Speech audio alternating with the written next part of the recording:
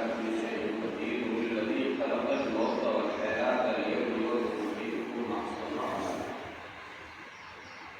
اساتذہ کرام اور عزیز طلبہ، اللہ جل شانہ نے یہ سورہ ملک اس طرح سے شروع فرمائی: تبارک الذی بیدہ الملک، بلند والا ہے، بڑی شان و شوکت والا ہے وہ اللہ تعالی جس کے ہاتھ میں، جس کے قبضے میں ساری حکومت ہے۔ اللہ تعالی کے قبضے میں اختیار میں سب کچھ ہے، حتیٰ کہ وہ چیزیں جو انسان کے اختیار میں نہیں ہے وہ بھی سب اللہ کے اختیار میں ہی ہے۔ ظاہری طور پر دنیا میں اللہ تعالیٰ نے کچھ اختیار سے رکھے ہیں ملکوں کو، لیکن کچھ چیزیں ایسی ہیں جن کا اختیار انسان کو نہیں ہے۔ جیسے پیدا ہونے کا اختیار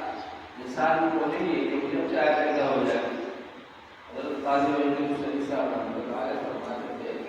اگر ہمارے اختیار میں دنیا میں آنا ہوتا ہم تو آج سے برسوں پہلے بھی جاتے تھے۔ اللہ تعالیٰ نے اپنے ہاتھ میں رکھا ہے کہ اس بچے کو کب پیدا کرے،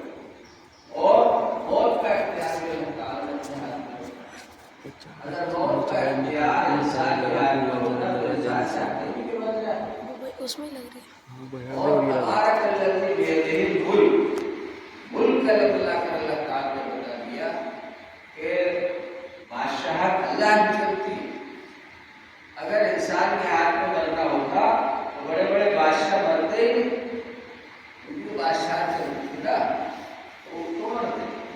لیکن ان بادشاہوں کی موت بھی اللہ نے اختیار کرے۔ الذی خلق الموت والحیات، جس نے کہ موت کو بھی پیدا کیا اور حیات کو بھی پیدا کیا، زندگی کو بھی پیدا کیا۔ زندگی دینے والا بھی اللہ تعالیٰ ہے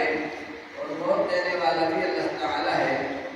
انسان کو جب چاہتا ہے، جب تک چاہتا ہے زندہ رکھتا ہے،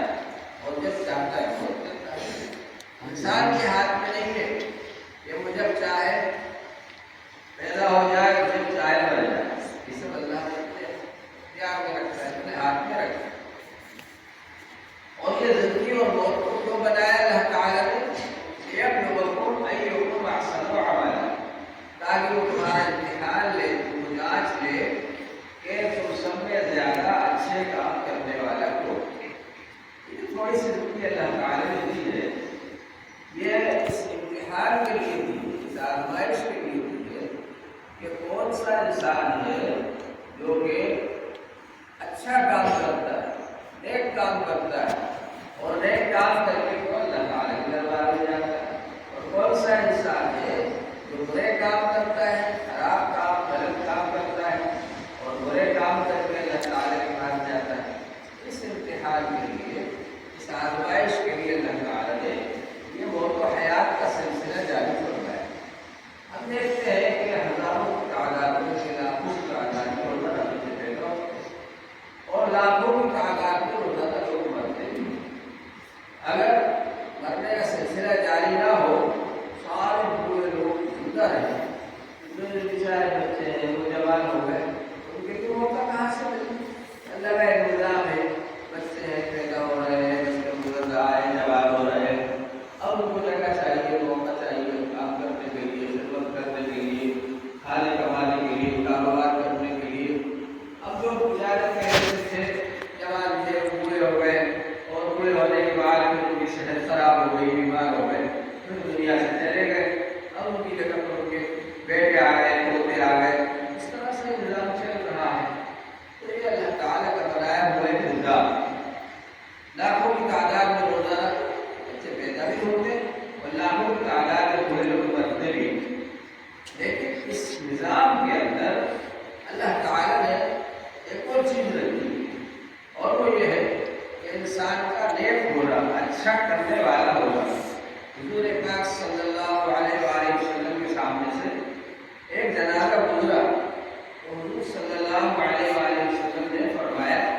مستریح اور مستراح، یا تو یہ آرام کرنے والا ہے، لوگ اس کو پریشان کرتے تھے، اب قبر میں جا کر کے آرام کرے، اور مستراح یہ ہے کہ لوگوں نے اس سے آرام حاصل کر لیا، کیونکہ یہ ستاتا تھا، لوگوں کو تکلیف پہنچاتا تھا، اس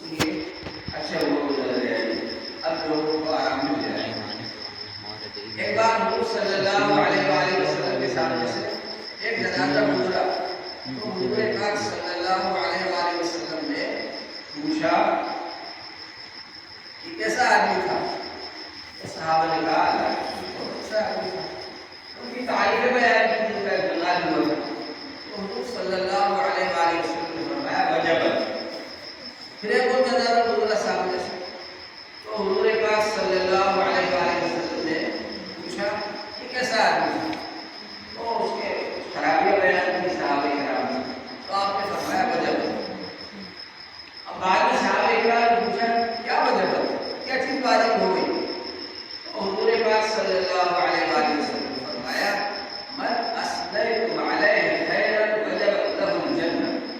جس کی تم نے تعریف بیان کی اس کے لیے جنت واجب ہو گئی. ومن اثنیتم علیہ شرا وجبت لہ النار. اور جس کی تم نے برائی بیان کی اس کے لیے جہنم واجب ہو گئی. تو دنیا میں روزانہ بہت سارے لوگ آتے ہیں اور جاتے ہیں اور اپنی زندگی گزار کرتے بہت سارے لوگ سب ہو جاتے ہیں، لیکن کچھ حضرات ایسے ہوتے ہیں جن کے احسانات ہم لوگوں پر ہے،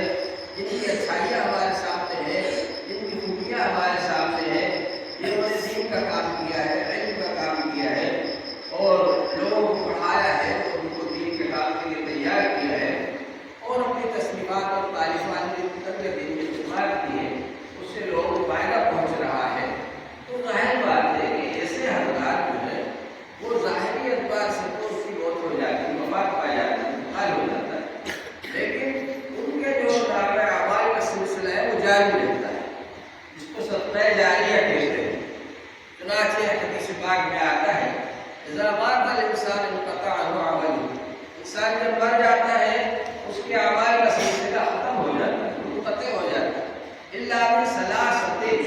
مگر تین چیزیں ایسی ہیں کہ مرنے کے بعد بھی اس کا سلسلہ جاری رہتا ہے. الا من صدقۃ جاریہ، صدقہ جاریہ ہے، مسجد بنوا دی یا ایک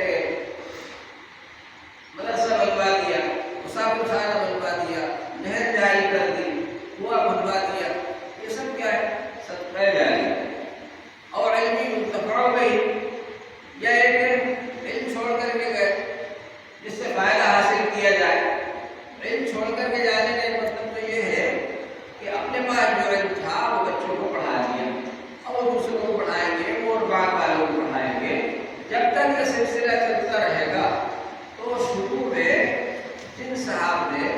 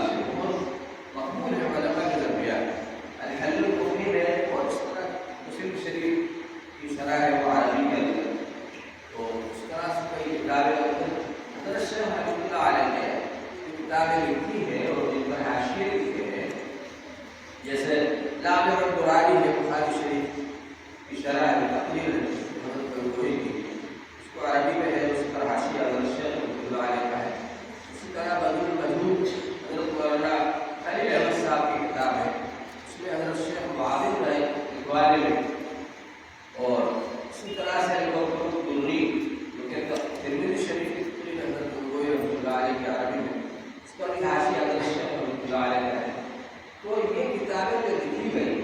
تو حضرت مولانا اس طرح سے حضرت مولانا خلیل احمد صاحب رحمۃ اللہ علیہ نے حضرت محدود لکھی، لیکن معاون بنایا انہوں نے اپنے شاگرد حضرت مولانا شیخ زکریا صاحب رحمۃ اللہ علیہ کو، بلکہ انہوں نے مقدمے میں لکھا یہ وہ جوان اس لائق ہے، اس کا حقدار ہے کہ میری یہ کتاب اس کی طرح منسوخ کی جاتی ہے۔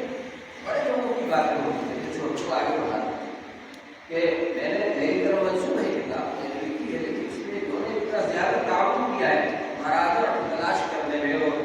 چھپوانے میں کہ یہ اس کا حقدار ہے کہ یہ کتاب ان کی طرف منسوخ کی جائے۔ اسی طرح سے حضرت شیخ رحمۃ اللہ علیہ نے حضرت مولانا عاقل صاحب کو معاون بنایا اور نادر قرآن کا جو حاشیہ اور عربی میں لکھا یا دوری کا جو حاشیہ عربی میں لکھا یا اور جو چیزیں حضرت کے آئی ہیں تصنیفات، اس میں معاون رہے حضرت مولانا عاقل صاحب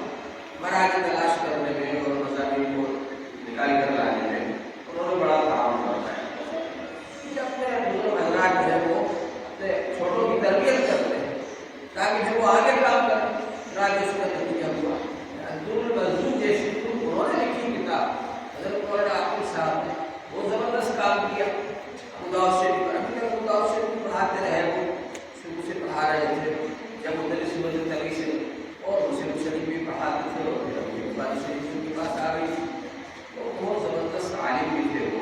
اور اللہ تعالیٰ نے ان کو تصنیفات کے اندر بھی مہارت عطا فرمائی تھی اور اخلاق اور عادات میں بھی بہت اعلیٰ درجے کے تھے۔ حضرت شیخ الحدیث صاحب رحمۃ اللہ علیہ سے علم بھی حاصل کیا اور ان کے داماد بھی بنے اور ان کے مرید بنے اور مرید بن کے ان سے علم حاصل کیا، فیض حاصل کیا۔ چنانچہ اس وقت میں جبکہ حضرت شیخ الحدیث صاحب رحمۃ اللہ علیہ کا بھی انتقال ہو گیا اور حضرت مولانا طلحہ صاحب جو کہ حضرت شیخ کے بیٹے تھے ان کا بھی انتقال ہو گیا، اور مولانا سلمان صاحب جو حضرت شیخ کے دعوات تھے ان کا بھی انتقال ہو گیا۔ وہ ساری ذمہ داریاں ان پر آ گئی۔ مدرسے کے ناظم بھی یہی بنا دیے گئے تھے، شیخ الحدیث بھی وہی تھے، اور ان کے گھر پر خانقاہ چلتی تھی، اس کو اللہ نے بڑا عروج عطا فرمایا، کیونکہ حضرت مولانا طلحہ صاحب رحمۃ اللہ علیہ کے بعد میں تو خانقاہ نظام کیسے قائم رہتا، حالانکہ وہ بنا گئے تھے حضرت مولانا طلحہ صاحب رحمۃ اللہ علیہ مولانا سلمان صاحب، اور مولانا سلمان صاحب کے انتقال کے بعد ان کے بیٹے مولانا عثمان صاحب کو ذمہ داری دے دی گئی کہ وہ خانقاہ نظام جاری رکھتے ہیں۔ تو حضرت شیخ کے گھر پر ذکر وغیرہ ہوتا تھا، لیکن یہ کہ ظاہر میں سب نئے لوگ ہیں اور سب سے پرانے مولانا عاقل صاحب تھے، ان کے گھر پر ذکر ہوتا تھا اور گھر پر خانقاہ بھی، تو اللہ تعالیٰ نے بڑا عروج عطا فرمایا۔ چنانچہ جب میں گیا وہاں پر بھی ان کے ساتھ 3 سال پہلے مظاہر میں جانا ہوا میرا، تو مولانا عاقل صاحب رحمۃ اللہ علیہ سے وہیں مدرسے کو ملاقات کی، نظام کو ملاقات ہوئی، پھر انہوں نے کہا کہ آپ گھر تشریف لائیے، ہمارے گھر کے پاس میں ایک مسجد ہے، وہاں جلدی ظہر ہوتی ہے، وہاں ظہر پڑھ لیں آپ اور کھانا ہمارے ساتھ۔ میں وہاں گیا پھر اور ظہر پڑھی وہاں ان کے ساتھ، کھانا بھی کھایا ان کے ساتھ، تو آلو بھر بھی کھانا کھلایا اور وغیرہ ہوتا ہے، تو اللہ تبارک و تعالیٰ نے بہت ساری نعمتوں سے نوازا تھا اور دین کی خدمات اللہ تعالیٰ نے اس کو بہت زیادہ لی، اللہ تعالیٰ قبول فرمائے۔ اور یہ بزرگوں کے جو واقعات بیان کیے جاتے ہیں اس لیے کیے جاتے ہیں تاکہ ہمارے ذہن نظر پیدا ہو، ہم بھی ایسا کرنے کی کوشش کریں، کیونکہ جو بھی بزرگ حضرات جا رہے ہیں اب ظاہر ایسا نظر آ رہا ہے کہ جیسا کوئی اور نہیں، تو ہمارے اندر یہ ذکر پیدا ہونا چاہیے، ہم ایسا کرنے کی کوشش کریں۔ میں جب پڑھتا تھا تو میں کہتا تھا میں ہر لائن میں آگے بڑھنے کی کوشش کرتا ہوں، تقریر بھی سیکھی میں نے، مضمون نگاری بھی سیکھی، عربی بولنا بھی سیکھا، عربی میں تقریر اور مضمون نگاری یہ بھی سیکھی، ہر چیز میں طالب علم یہ جذبہ کہ میں اس چیز میں آگے بڑھ جاؤں، حاصل کر لوں اس کو، تو پھر اس کو اللہ تعالیٰ موقع دیتے ہیں۔ جب آپ میں جذبہ ہوگا، محنت کرو گے، کوشش کرو گے، تو پھر اللہ تعالیٰ آپ کو آگے بڑھائیں گے۔ اور ظاہر ہے کہ اکابر جو جا رہے ہیں دنیا سے ان کا نعمت بدل ملنا مشکل ہو رہا ہے، بدل ملنا مشکل ہو رہا ہے، نعمت بدل تو بہت بڑی بات ہے، تو کچھ نہ کچھ تو ان کے طریقے پر کام ہوتا رہے بعد میں، اس وجہ سے ہمارے اندر بھی جذبہ ہونا چاہیے۔ تو حضرت مولانا عاقل صاحب رحمۃ اللہ علیہ جو کہ بڑا شیخ لطیف بھی تھے، دادی بھی تھے، مظاہر بھی تھے، اور اتفاق سے میں دارالعلوم جانے سے پہلے مظاہر علوم ہی گیا تھا، تو میرا امتحان بھی وہ نہیں کیا تھا، اور امتحان لے کر بہت خوش ہوئے اور مجھے ترقی بھی دے دیا کہ جو درجہ میں آگے پڑھنا چاہتا تھا اس کا شریف داخلہ وہ بھی دے دیا، کھانا بھی کھول دیا، بہت خوش ہوئے کہ صلاحیت ہے، قابلیت ہے۔ لیکن پھر اس کے بعد میں ہوا یہ کہ ہمارے جو مطالعے سے ساتھی گئے تھے سب دیوبند گئے، دیوبند میں داخلہ ہو گیا اور وہاں سے خط لکھا تم اکیلے مذاہب میں کیا کر رہے ہو، تم یہاں آ جاؤ، تو پھر میں وہاں سے داخلہ واخلہ شروع کر دیوبند چلا گیا اور وہاں داخل ہو گیا، پڑھنے لگا، مظاہر کی بجائے کلاس میں کیا، پھر وہ کہہ رہے کہ جب وہاں کا مظاہر کا کھانا کھایا تو ایک ہفتے کا مظاہر ہی کیوں، اور پھر دیوبند میں داخل ہو گئے، وہاں پڑھا تو کلاس میں کر لیا۔ بہرحال یہ سب اپنے اکابر میں چاہے مظاہر جا کر کے ہم نے حضرت شیخ رحمۃ اللہ علیہ سے صلاح حدیث کی سند لی اور بیت بھی حضرت شیخ سے، تو اللہ تعالیٰ